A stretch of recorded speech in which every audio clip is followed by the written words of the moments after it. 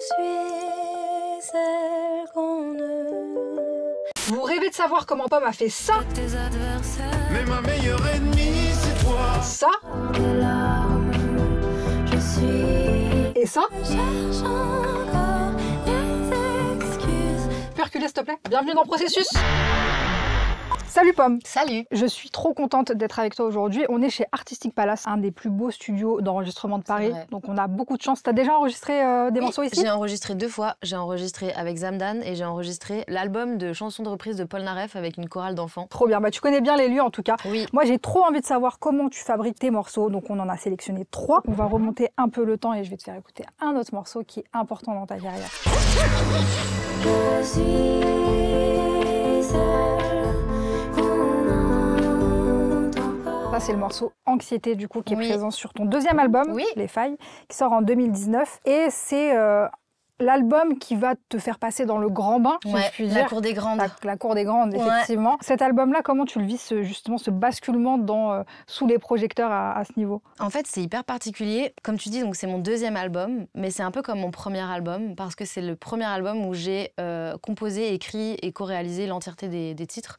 Sur le premier album, en fait, j'avais malheureusement pas eu le choix de chanter des chansons que je n'avais pas écrites et composées dans une époque qui semble être une époque des années 80, mais qui en fait était bel et bien l'époque des années 2010. Quand tu dis que tu n'avais pas le choix, c'est C'est qu'en gros, j'étais dans un setup avec mon label, avec mon directeur artistique, où il considérait que les chansons que j'écrivais n'étaient pas assez bien ou pas assez radiophoniques ou pas assez efficaces pour se suffire à elles-mêmes. Moi, j'aurais préféré, tu vois, qu'on me dise que ça sortirait plus tard, mais qu'il fallait que je prenne le temps de développer mon écriture plutôt que de chanter des chansons qui n'étaient pas les miennes. Surtout que la plupart étaient écrites par des hommes qui avaient genre 36 ans et qui, du coup, projetaient des trucs sur moi. Donc, il y a plein de chansons sur cet album qui me ressemblent pas du tout et qui, à l'instant où je le sors, ne me ressemblent pas. Donc, quand je fais Les Failles, il y a un truc en fait hyper important qui se passe pour moi, qui est que après le premier album, je dis à mon label, moi, soit j'arrête la musique, si c'est pour en faire dans ces conditions-là, soit si on continue, il faut que je puisse composer ma musique. Et moi, ils avaient bien vu que j'allais pas être la nouvelle pop star avec mes propres chansons, tu vois. Ils étaient là, oula, c'est beaucoup trop déprimant ce qu'elle écrit, la petite. Et en fait, ils m'ont dit oui. Heureusement, parce que sinon je pense que j'aurais pas fait de musique, j'aurais arrêté la musique vraiment, tu vois. Genre je leur ai dit, moi c'est pas possible, je veux pas continuer à travailler comme ça. Du coup, à ce moment-là, je suis partie pendant 2 semaines et j'ai écrit et composé la totalité de mon album. Et c'était génial, j'ai eu l'impression de renaître à ce moment-là. Et j'étais hyper jeune, en effet, j'avais seulement, je sais pas, 22 ans, un truc comme ça. Ouais, il y avait une période de frustration où tu connaissais quand même un gros succès avec ton premier album. Bof, franchement, le succès, il était mesuré. Et d'ailleurs, c'est ça qui était horrible, c'est que j'aimais pas cet album et ça marchait pas. C'est ça qui est marrant, c'est qu'au final, en ayant ta liberté et en ayant carte blanche et en ayant la main sur la composition, sur l'écriture, c'est là où vraiment tu rencontres un succès mais évidemment. critique énorme Mais et un évidemment. succès du public aussi. Enfin, c'est logique, en fait. Heureusement, d'ailleurs. C'était rassurant d'une certaine manière. Mais c'est vrai que Les Failles, ça a été très réparateur comme album. En fait, j'ai un peu aussi fait une rébellion et j'ai fait tout l'inverse de ce qu'il m'avait demandé de faire sur le premier album. Donc ça aurait pu aussi aller trop loin où, tu vois, genre, parfois quand tu fais les choses en réaction, c'est trop, tu vois. Et en fait, je sais pas, il y a eu un truc hyper vrai. Et alors, il y a eu un truc aussi qui s'est passé qui est que j'ai sorti mon album en novembre 2019 et en mars, on était tous confinés. Et en fait, je crois que cet album, il a énormément accompagné les gens dans le confinement. Et ça, c'était très particulier. Et ça, c'est un truc que tu peux pas reproduire. Mon album, il parlait beaucoup de santé mentale, il parlait beaucoup des failles humaines. Je pense qu'à ce moment-là, tout le monde était un peu à vif. Et en fait, les gens, après, j'ai réalisé que ça les avait aidés vachement pendant le confinement, cet album. Est-ce que tu peux nous expliquer comment tu crées ce morceau et un Ouais. peu plus nous raconter justement ton processus créatif? Avec plaisir. Comment ça se passe? J'ai composé donc la plupart de l'album en janvier 2018 dans une résidence de création après ma première rupture. Donc j'avais du stock, j'avais des choses à T'en dire. avais gros sur la patate. Ah, j'en avais gros sur la patate. J'avais 21 ans et j'étais en mode j'ai tout vécu. Ah bah, 21 ans, rupture amoureuse, je dois écrire un album, c'est le timing idéal. J'avais tout vécu. J'avais plus rien à vivre. Et en fait, je me souviens que donc un peu après cette résidence, on se dit ok, on va faire du studio en mars 2019. Et là, j'ai une espèce de sentiment de me dire mais en fait mes chansons elles ont déjà 1 an, ce que je trouvais immense à l'échelle de ma vie. Et donc je me dis il faut absolument que je compose des chansons fraîches, qui soient fraîches de genre la veille du studio. Et c'est comme ça qu'est née Anxiété du coup, que j'ai composé je crois 1 semaine avant de rentrer en studio. Et en fait je me souviens que j'étais chez moi sur un petit clavier qui ressemble à celui-là. Moi le piano c'est pas mon premier instrument à la base c'est le violoncelle. Et en fait je me souviens qu'avec cette chanson, mon objectif c'est de composer un truc au piano qui me dicte la mélodie de la voix. Parce que je me dis, bah en fait, je sais pas vraiment jouer du piano, donc je vais caler ma voix sur ce que je vais jouer au piano. Et donc je me souviens que je commence à jouer ça. Et en fait, cette note-là, c'est la première note de ma chanson. Donc je fais je suis celle qu'on ne voit pas. Et en fait, c'est cette note-là, c'est la note que je chante à chaque fois. Et je crée un peu la mélodie. J'ai jamais fait ça. Moi, je joue de la guitare normalement. Et je joue un accord de guitare. Et j'improvise avec ma voix et je pars beaucoup plus loin avec ma voix que ce que je fais avec ma guitare. Et en fait, là, je chante ce que je joue un peu, tu vois. Genre, je me cale comme si le piano me guidait. Tu vois. Okay, et le piano, c'est mon guide pour ma voix, c'est mon témoin. Et donc, je me mets à faire ça. Toujours cette note-là. Après,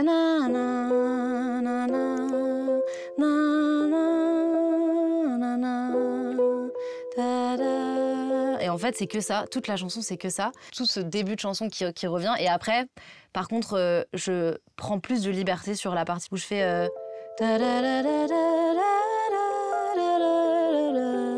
Là, je fais comme ce que je fais à la guitare, c'est-à-dire que je compose une mélodie indépendante de ce que je fais au piano. Mais sur toute la partie du début, qui est un peu comme le refrain, tu vois, parce qu'en fait, au final, cette chanson, c'est une mélodie simple, une mélodie plus complexe, la même mélodie simple du début, la même mélodie plus complexe, et en fait, c'est les paroles qui changent, mais c'est comme une espèce de rengaine, tu vois, cette chanson. Il n'y a pas vraiment... On ne sait pas quel est le couplet, quel est le refrain. Moi, je considère que ça, c'est le refrain, le début, parce que ça revient tout le temps. Et j'ai vraiment composé, je me souviens, en me basant sur ce que je jouais au piano. Donc il y avait un truc un peu de... que le piano soit un peu l'élément principal et que je me cale sur ce piano. Comme je savais pas jouer du piano, il y avait ce truc d'instinct, tu vois, un peu. Et ça, c'est cool parce que les gens, parfois, tu vois, ils me disent... bah, comment on fait pour commencer à composer de la musique quand on sait pas... Ça, c'est un bon exemple d'une chanson qui est composée sans... réfléchir ou sans, tu vois, sans avoir besoin de faire du solfège ou sans avoir besoin d'une technique particulière. C'est-à-dire que composer une chanson, ça peut vraiment être genre jouer des notes sur un piano où tu sais pas du tout, t'as aucune idée de ce que t'es en train de jouer, mais si tu chantes la note que t'es en train de jouer et que tu changes de note, eh ben, tu peux composer une chanson, en fait. C'était un peu ça. Il y avait un truc d'enfant, tu vois, où j'étais en mode genre, je veux retrouver un truc que j'avais quand j'étais petite où je jouais du piano et je composais des chansons et en fait, c'était un rapport hyper enfantin, tu vois, à la composition. Et après, pour le texte, en fait, j'avais un peu envie de personnifier l'anxiété. En fait, je pense que c'est des rêves un peu inconscientes, mais j'ai une grande rêve dans ma vie qui est Barbara, qui est de mes plus grandes inspirations. Il y a une chanson d'ailleurs que je peux te faire écouter, qui m'a, je pense, inspirée de manière inconsciente, qui est ma chanson préférée de Barbara, qui s'appelle La Solitude. Elle est revenue, elle est là. En gros, c'est ça. Et en fait, tout le long, on sait pas de quoi elle parle. Et à la fin, juste, elle dit « La solitude, la solitude ». Et la chanson, elle finit comme ça. Et moi, cette chanson, c'est ma chanson préférée à vie, tu vois. Et en fait, je pense que quand je compose ça, et que je veux parler d'anxiété, qui est un sentiment quand même compliqué à décrire, et ben inconsciemment, je fais cet exercice-là de la personnification. J'aurais pas pu dire je suis très anxieuse, j'ai mal au cœur. Enfin, tu vois, genre c'était vraiment, en fait, quand je dis je suis, c'est vraiment, je me place à la posture du sentiment de l'anxiété, comme si c'était une personne, tu vois. Et c'est là où je trouve que la prod et la mélodie, elles jouent beaucoup, parce que tu disais c'est une rengaine. Donc c'est un peu un truc lancinant qui revient tout le temps. Et il y a aussi des petits clics qui font penser à un truc d'une horloge, du temps qui passe et tout. Oui, la prod, après il y a eu la prod, du coup c'était vraiment plus la compo, mais la prod, il y a plein de choses à en dire aussi. Parce que du coup c'est la première fois que je vais en studio et que je suis libre de produire comme j'ai envie de produire, comme on le sait. Je co-réalise cet album avec Albin de la Simone, qui est un super artiste, qui fait des albums aussi pour lui, mais qui a pas mal produit des chansons aussi pour d'autres. Et en fait, sur ce titre en particulier, je lui dis, j'ai envie qu'il y ait une petite touche de modernité. Genre, je dis, moi, je veux qu'il y ait un vocodeur. Et je me souviens qu'au début, il voulait pas. Il me disait, mais c'est quoi ton délire avec le vocodeur et tout. Et en plus, à cette époque-là, c'était pas méga à la mode. Et surtout, de mettre du vocodeur dans de la musique folk, c'était pas non plus, tu vois. Maintenant, c'est beaucoup plus accepté. Tu sais, maintenant, avant, les gens, ils pensaient que le vocodeur, c'était de l'autotune. Quand tu mettais du vocodeur, ils disaient, ah, t'as mis de l'autotune et tout. J'étais là, non. C'est deux choses différentes. C'est deux choses différentes. Est-ce que tu peux expliquer aux gens qui nous écoutent et qui font encore l'erreur, quelle est la différence entre les deux? L'autotune, c'est un effet qui permet de faire en sorte que la voix soit parfaitement juste. Et il faut arrêter de bâcher l'autotune, parce que c'est pas parce qu'on chante mal qu'on met de l'autotune. C'est aussi une volonté de son, dans le son, d'avoir de l'autotune. Il y a plein d'artistes qui utilisent de l'autotune, qui savent très bien chanter par ailleurs. Dans le rail, c'est beaucoup utilisé par les chanteuses qui ont une voix de ouf, mais qui le poussent pour donner aussi une émotion, mais c'est trop beau. Franchement, c'est trop beau.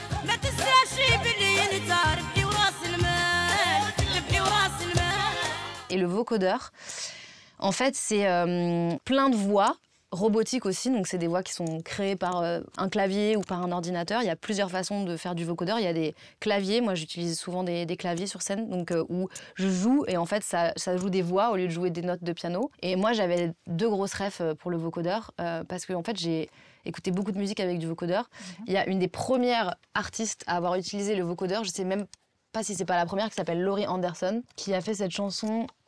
Ah voilà, c'est elle. Je suis myope, donc je plisse les yeux comme une vieille taupe. Enfin, on voudra pas Voilà. du tout.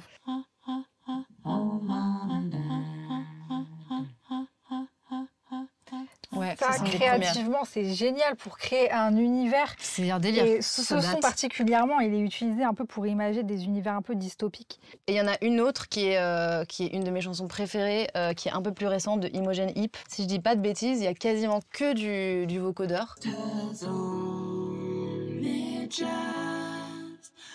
C'est trop beau ça. Moi, j'adore les effets créatifs comme ça. Je C'est trouve trop que beau. faut pas du tout enfermer les chanteurs et chanteuses. Bah non, c'est trop Utiliser intéressant. que leur voix, quoi. Mais oui, et en plus, par exemple, moi, tu vois, je sais chanter juste. Ma voix, c'est mon instrument le plus important. Et j'utilise du vocodeur de temps à autre quand je trouve que c'est intéressant. Et donc, sur cette chanson-là, sur Anxiété, on a utilisé un vocodeur, mais qui est assez léger et qui vraiment vient habiller ma voix. Et qui, je trouvais, apportait, en tout cas dans le texte et dans ce truc de rengaine aussi, tu vois, comme tu dis, de répétition, qui apportait quelque chose. Et dès le début, j'avais cette envie. Et finalement, Albin a accepté. Et je suis très contente qu'on ait laissé ce vocodeur. En plus, après, ça m'a inspiré aussi des idées même visuelles. Dans le clip, tu vois, on a fait un truc un peu de science-fiction, justement. Et clairement, je pense que ce vocodeur, il joue beaucoup, mais il ouais. joue de ouf et il avait sa place depuis le début. Tu veux qu'on regarde le clip? Vas-y, go. Alors, un petit YouTube. Je suis tellement myope. Oh là là. Tu me dis si tu veux que je t'aide. T'avais quand même ouvert J'ai un logiciel tout. au J'ai cas pensé à tout, au cas où. Non, où. mais c'est où Internet, par Attends, contre, là, attends, vous je me vais- demandez beaucoup. Si Moi, jamais tu veux faire une prod, non. à tout moment, je peux dégainer. En fait, on aurait dû faire une prod sur GarageBand, ça aurait été Ensemble, génial. ça aurait Bah été ouais. hilarant. Bah, J'aurais fait le les cœurs, prochain ça aurait format. été- Le ouais. prochain format. Pomme qui essaye d'apprendre à faire de la prod. Bah, Là sous ta poitrine, j'ai cogné pour t'abîmer. Ouais, c'était du temps où on avait de l'argent pour faire des clips. Les temps ont changé. Les temps ont changé, ouais. Tu commences par trouver ta mélodie, ensuite le texte. En général, je fais la musique et les paroles en même temps. Parce qu'en fait, je pense que j'ai un rapport à l'écriture qui est très mélodique. C'est-à-dire que quand je fais... mais d'ailleurs, j'ai un petit mémo vocal de quand j'ai composé Anxiété pour vous montrer un peu... on dirait que j'ai hyper préparé mon... Bah, c'est génial en fait, montre-nous tout. Tu sais, je fais des C'est trop transitions. bien, mais c'est Et trop bien, d'ailleurs... Maintenant, j'écris énormément de chansons. Depuis 2019, j'ai écrit beaucoup de chansons. Mon objectif, ça a été de justement sortir des méthodes que je connaissais parce qu'à un moment donné, ça marche plus. Enfin, en fait, quand tu composes pendant 8 ans d'une certaine Ça façon... devient trop une routine et Ouais, ça casse un peu Exactement. la Donc, spontanéité. maintenant, j'ai tendance à faire un peu différemment. Souvent, ce que je fais ces derniers mois, beaucoup au Japon aussi, ce que je me baladais beaucoup, c'est que j'enregistrais des mélodies. J'ai beaucoup de mélodies dans ma tête, mais dans des moments inopportuns, tu vois. Genre au musée, dans la rue et tout. Et donc, j'ai beaucoup de mélodies. Et en fait, maintenant, j'essaie de récupérer ces mélodies et de trouver des accords qui vont avec. Donc, j'ai beaucoup fait ça dans les dernières années. Mais à l'époque de Anxiété et pendant longtemps, c'était ma religion de la composition, c'était tout en même temps.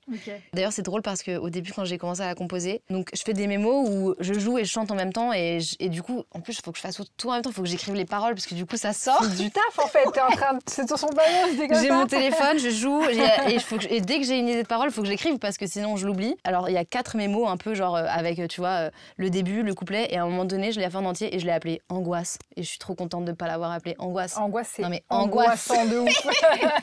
Angoisse. Donc là j'ai Anxiété 1. Je suis celle qu'on ne voit pas.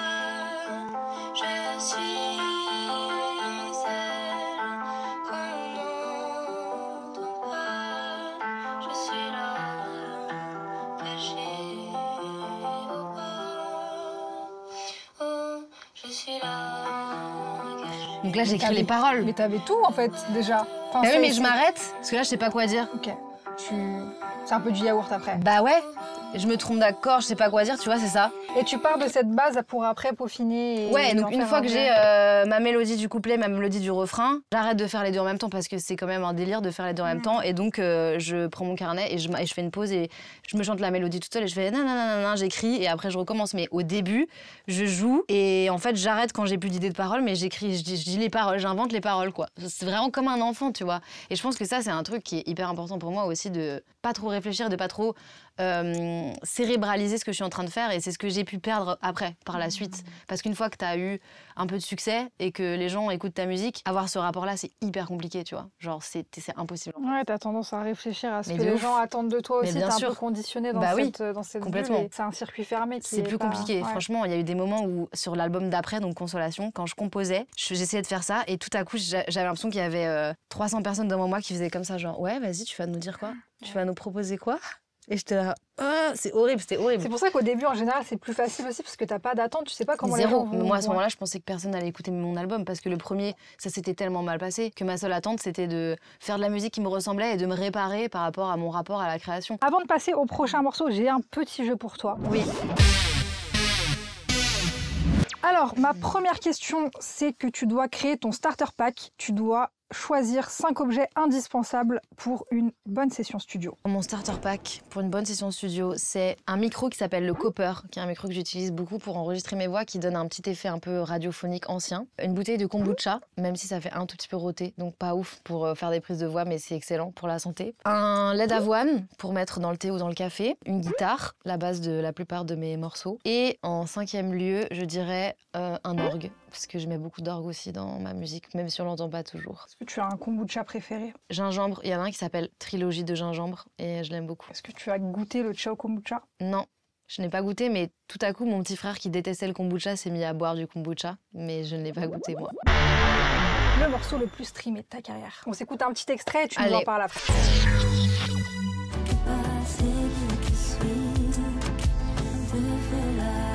C'est donc le morceau Ma meilleure ennemie, partie de la BO d'Arcane. Ouais. C'est un morceau que tu fais en collaboration avec Stromae. Déjà, est-ce que tu peux nous expliquer comment ça se fait, comment on t'approche pour ce projet-là? À la base, moi, c'est Woodkid qui m'avait parlé de cette série que je connaissais pas, parce que lui, il a bossé sur la saison 1. En fait, le concept de la série, c'est que pour chaque épisode, il y a un peu un morceau emblématique. Il y a un artiste ou une artiste qui crée un morceau pour un moment phare de l'épisode, un peu. Donc, il me parle de ça. Il me dit, j'aimerais bien parler de toi pour la saison 2 et tout. Je lui dis, à fond. Après, j'avais pas l'impression d'être du calibre des artistes, des artistes pressentis, tu vois. Finalement, il me recontacte en me disant, en fait, on a proposé à Stromae de faire cette chanson-là, mais on aimerait bien que ce soit une chanson en duo avec toi. Donc, je leur dis, trop bien, enfin, génial. En plus, Stromae et moi, on s'était rencontrés et on s'était parlé de faire une collaboration ensemble déjà. Ça tombait bien, donc ça tombait trop bien. Lui, il était trop content. Il me disait, trop bien, ça nous donne l'occasion de rêver de faire cette collab. Et du coup, on a commencé à travailler comme ça et on a tout fait à distance. Donc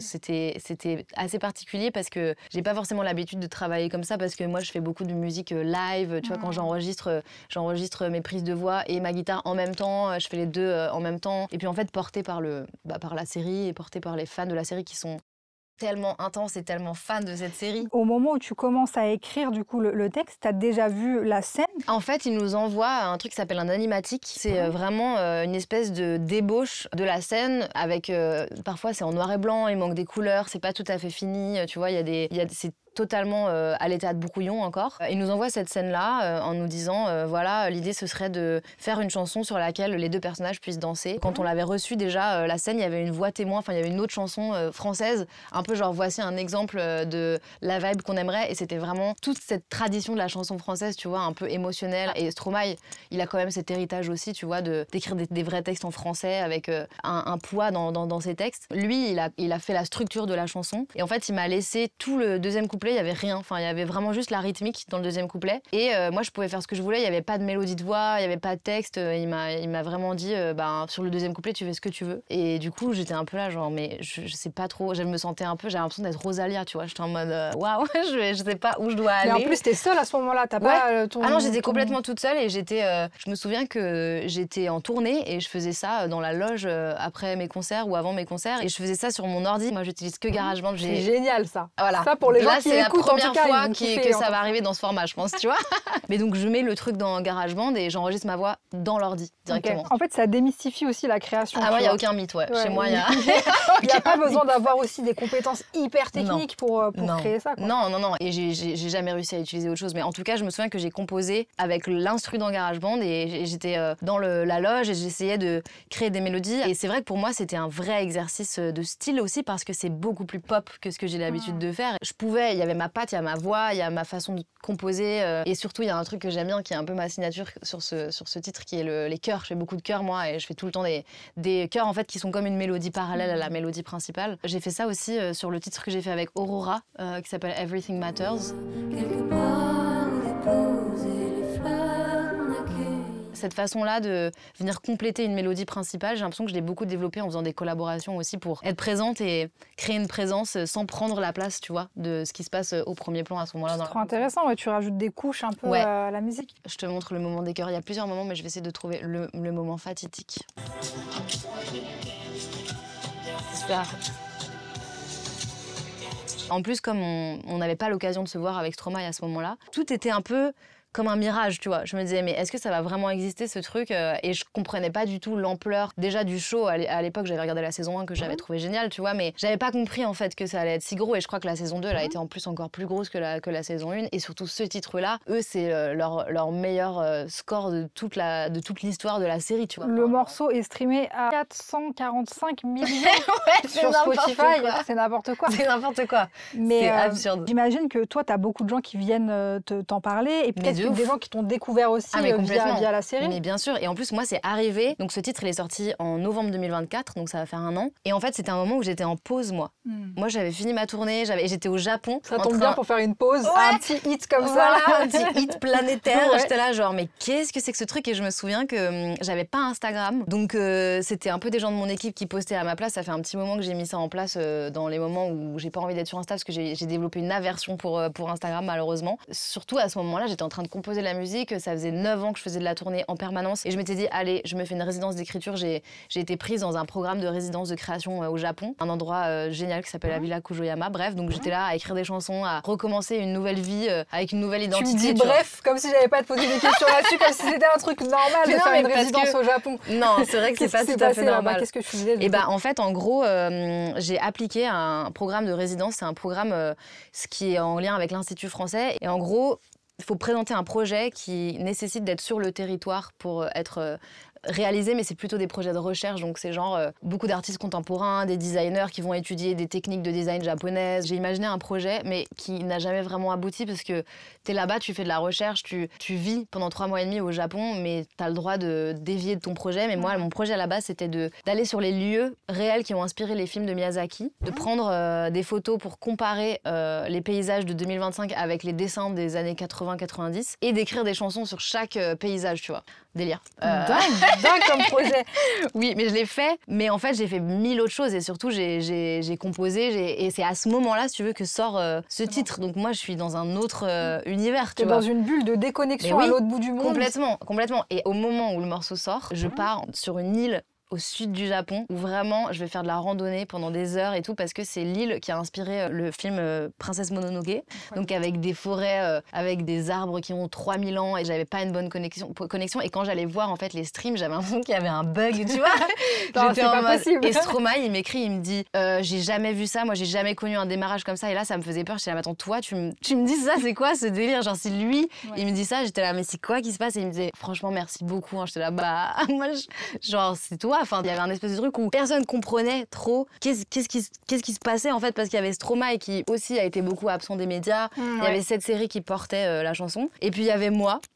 J'étais là, comme ça, j'étais atterrie là. Et c'est marrant c'est intéressant que vous ayez enregistré ce morceau sans être ensemble physiquement, parce que c'est un peu ce que raconte la scène aussi. Oui. Complètement. Donc je pense que ça ajoute aussi peut-être quelque chose dans cette brume et cette incertitude. Sûr, ça, plus le fait que lui et moi, on ressemble au personnage aussi, physiquement. Ouais. Mais en fait, quand après, il y a eu ce clip du coup qui a été créé exprès parce que en voyant l'engouement qu'il y avait autour du titre, il le fallait. Ils ont dit vas-y, on fait un clip, mais un clip animé, donc ça prenait du temps. Il y a énormément de gens qui ont bossé sur ce clip, qui a été produit du coup par Fortiche, la boîte de prod de Arcane. Ça a été une expérience assez géniale parce que vivre cet énorme succès qui est un succès partagé, parce que c'est pas juste moi qui, tu vois, vit un succès immense. Ça, c'était incroyable parce que ça venait à la suite de beaucoup de réflexions que j'avais sur faire des projets collectifs, décentrer l'attention, parce que quand on est artiste, on a beaucoup d'attention et on fait beaucoup les choses pour que les gens nous aiment et pour que les gens nous regardent et tout. Et je pense que pour moi, d'avoir ce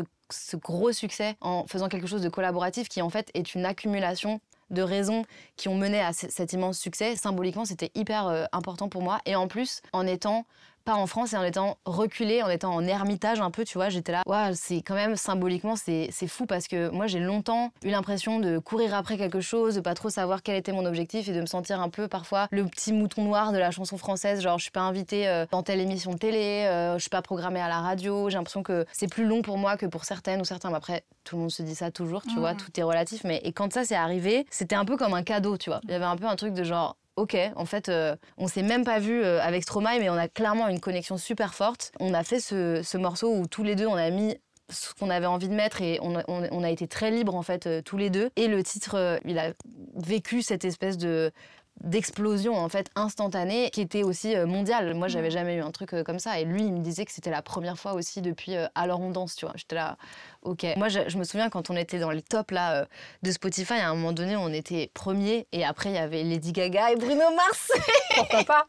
Et j'étais en mode, waouh, non, franchement, c'était fou et moi, c'était très gratifiant en fait. Je me suis dit, ok, c'est génial et ça m'a aussi questionné même sur mon rapport à la pop parce que je me suis dit mais en fait ça veut dire que je peux aussi faire de la pop et personne n'est traumatisé que je fasse de la pop. Le fait de faire des BO, est-ce que c'est un challenge différent? Je l'avais fait un petit peu avant et je l'avais fait pas mal pour des dessins animés pour les enfants. J'avais fait le générique de Ernest et Célestine. Qu'est-ce qui fait que nos cœurs se parlent dans le silence? Banger. Banger de fou. Moi, mon rêve ultime, c'est de travailler avec les studios Ghibli et de faire de la musique pour des films des studios Ghibli. Je le dis, comme ça, c'est dans l'univers. Là, voilà, exactement.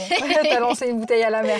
Et du coup, ça fait quelques années quand même que j'ai l'impression dans mes choix artistiques et dans les propositions qu'on me fait, d'essayer de me diriger tranquillement vers ça. Là, je travaille sur un film dans lequel je joue, etc. Mais c'est quelque chose que j'adore faire et qui est à la fois peut-être moins libre par rapport à créer de la musique pour soi, parce que dans les thématiques et dans parfois la direction artistique même, c'est évidemment, tu te mets au service de quelqu'un d'autre. On te dit, voilà le cadre, voilà l'entonnoir dans lequel tu peux créer, et moi ça j'adore. Franchement, j'aime beaucoup.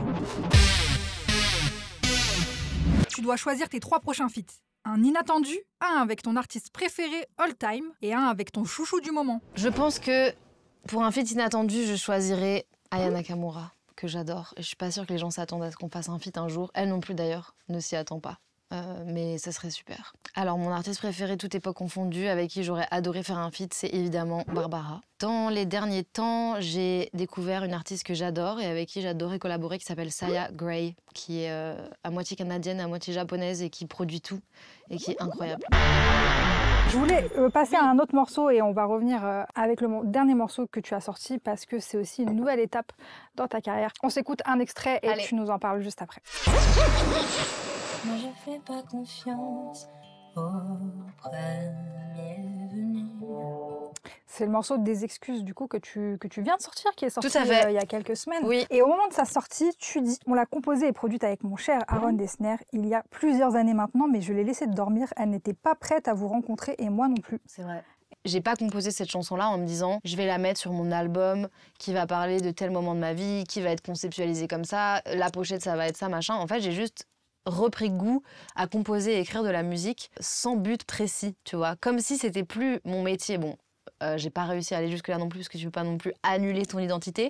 Donc jamais, tu vois, tu peux enlever 100% de cet enjeu-là. Lui, il venait de produire 2 albums avec Taylor Swift et il avait l'habitude d'avoir des grosses échéances, de faire des trucs justement très calibrés avec des grosses deadlines. Et je pense que lui, il était dans un moment où ça lui a fait grave du bien aussi. Et je lui ai dit tout de suite, je lui ai dit, moi, j'ai pas de deadline d'album. Je sais pas du tout ce qu'on va faire de ce qu'on est en train de faire là. On fait de la musique et on voit. Exactement. Mais tu vois, dire ça à un producteur américain, ça passe ou ça casse, quoi. Tu vois. C'est passé. C'est passé, mais parce que c'est aussi lui qui est venu me chercher pour faire de la musique, donc je sentais que je pouvais avoir la liberté d'imposer mon rythme. Et en fait, c'est la première chanson qu'on a composée et produite ensemble, celle-là. Donc vraiment, quand on s'est rencontrés, je suis arrivée à son studio et on a fait cette chanson ensemble. Et du coup, j'avais envie de la sortir en premier, comme le commencement d'un nouveau cycle, parce qu'elle correspond aussi à cette période-là où j'ai eu l'impression d'ouvrir des nouvelles possibilités dans ma composition, tu vois. C'est aussi un moment clé dans ta carrière. Est-ce que tu peux nous expliquer un peu par rapport à ton label? Ouais. Qu'est-ce qui a changé à ce niveau-là? En fait, j'avais le même label depuis 10 ans maintenant, avec qui j'avais un contrat depuis que j'étais très jeune, depuis que j'avais 19 ans. Et en fait, dans ce contrat, comme dans tous les contrats, la plupart des contrats, ça fonctionne en album. Donc en fait,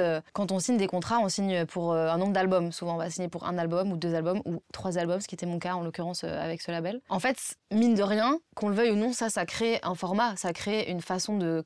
Ça va s'immiscer même dans la façon de créer parce que, comme je disais, du coup, j'allais pas prendre plaisir pendant 6 mois à faire de la musique pour rien. Enfin, tu vois, je me disais, en fait, ça va être dans mon prochain album puisque j'ai un autre album à faire dans mon contrat et que, en plus, c'est comme ça que fonctionne la musique depuis des années et qu'en fait, avant, il y avait les singles dans les années 60, puis à un moment donné, il y a eu l'album, tu vois. Et c'est un concept qui a évidemment été inventé par les labels, mais qui a aussi amené son lot de choses positives. Tu vois, avec un album, tu peux raconter une histoire, tu peux dérouler quelque chose sur la durée, et tu peux aller plus loin dans tes concepts qu'avec un titre. Sauf qu'aujourd'hui, en 2025, qui véritablement écoute de A à Z les albums comme on le faisait sur les vinyles, tu vois. C'est une vraie question aujourd'hui. Voilà. On consomme la musique différemment. Complètement différemment. Les gens piochent dans les albums. Donc des fois, tous ces efforts-là que tu as fait sur le storytelling d'un album, c'est un peu caduc. Quoi. Parfois, c'est un peu vain. Ce contrat-là, il s'est terminé. Et donc maintenant, j'ai la liberté, en fait, de faire ce que je veux.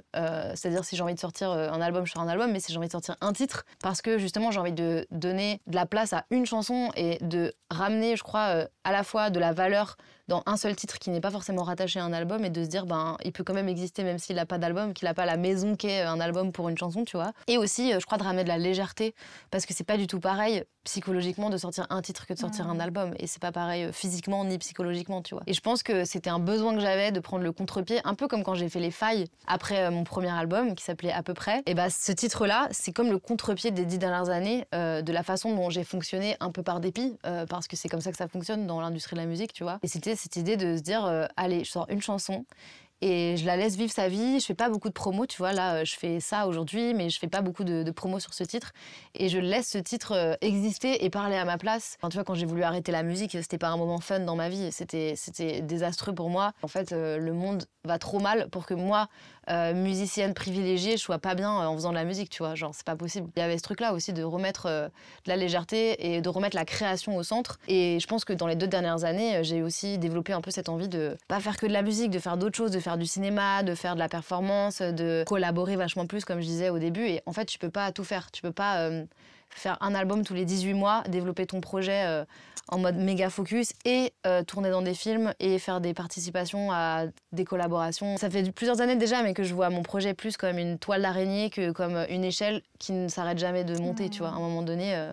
Je trouve que c'est une façon beaucoup plus saine aussi d'appréhender une vie. Moi, ça me correspond mieux. Ouais. Après, c'est compliqué. Hein. Enfin, en fait, l'ambition, c'est tout un sujet. Mais... Et savoir se rendre compte que c'est pas un bon rythme pour nous et qu'il faut créer le propre, celui qui nous correspond. Je pense que c'est la clé aussi. Le dernier challenge que j'ai pour toi, tu viens de créer ton label et tu as les pleins pouvoirs, tu as un budget illimité également. Allez. Tu signes qui sur ton label? Tu as le droit à 3 signatures. Alors, je vais signer 3 go, évidemment. Je vais signer en premier lieu mon amie bassiste Michelle Blades. C'est une musicienne mexicaine panaméenne qui habite en France depuis 10 ans et elle fait des chansons de ouf. Elle vient de sortir en plus un single. En deuxième, je signerai une artiste américano-japonaise que j'ai découverte sur Colors la semaine dernière qui s'appelle May Semones. Trop talentueuse. Et en troisième, je signerai une artiste américaine que j'ai rencontrée aux États-Unis qui est trop sympa, avec qui j'ai fait une randonnée à Los Angeles, qui s'appelle Dora Jar et qui a fait les premières parties de Billie Eilish, entre autres, qui est très en mode lutin de la forêt, tout ce que j'aime. Elle a sorti un super album, elle également. Ça me donne envie de te poser une question comme si on était en Fréquence Star, je suis désolée. Mais si tu devais donner un conseil à Pomme d'il y a 10 ans, tu dirais quoi? Prends ton temps, ma belle, parce qu'il n'y a pas le feu au lac. Il vaut mieux prendre ton temps et sortir un album à 23 ans qui te ressemble et qui soit vraiment toi, plutôt que de sortir un album à 19 ans qui te traumatise et qui ne te ressemble pas, tu vois. Et je pense que, la patience, grave, être patient et essayer de se détacher de cette espèce de rapidité avec laquelle on a l'impression qu'il faut tout faire, tu vois, et encore plus aujourd'hui qu'en 2015, tu vois. Merveilleux. J'ai une ultime question. Je veux absolument savoir à quoi servent les gommettes sur ton clavier. C'est une très bonne question. En fait, c'est mon clavier que j'ai utilisé en tournée et je pense qu'il y avait une chanson où je me trompais tout le temps. C'est des petits repères, okay. Mais je sais pas du tout de quelle chanson il s'agit. En tout cas, les gens auront appris que même Pomme utilise des petites gommettes sur son clavier et franchement... Je pense qu'elles doivent être peut-être phosphorescentes ou, enfin, tu vois, des fois quand il fait nuit, n'importe quoi, quand il n'y a pas de lumière sur quand il fait nuit sur le plateau. La nuit, tu te balades avec ton clavier pour faire des petits morceaux dehors. Quand il fait nuit à Barbès, je suis avec mon clavier et j'ai mes gommettes pour pouvoir jouer. Voilà, donc soyez pas étonnés si vous la croisez en tout cas. Merci beaucoup, Pomme. Avec plaisir, merci à toi. dans le clip de Ma meilleure ennemie. À un moment donné, ils ont fait une petite ref, un petit easter egg du coup. Ma pochette de mon premier album, c'est ma tête avec des scarabées sur les joues. Ouais. Que ce jour ne soit jamais arrivé. La pire des bénis. Ah voilà, Ah c'est là. Ouais. Trop beau. Oui, et en Ok. fait, comme je disais au début, comme on se ressemble un peu en plus avec les personnages, c'est assez drôle. Ça fonctionne de Ça fou. fonctionne. Et Ouais. lui, Stromae, il a sa pochette de multitude aussi à un moment donné. Trop Moi, bien. les gens, ils l'ont vu direct. Parce qu'ils Ouais, sont trop, ouais. ils sont trop Ils forts. sont vifs. Ils sont vifs.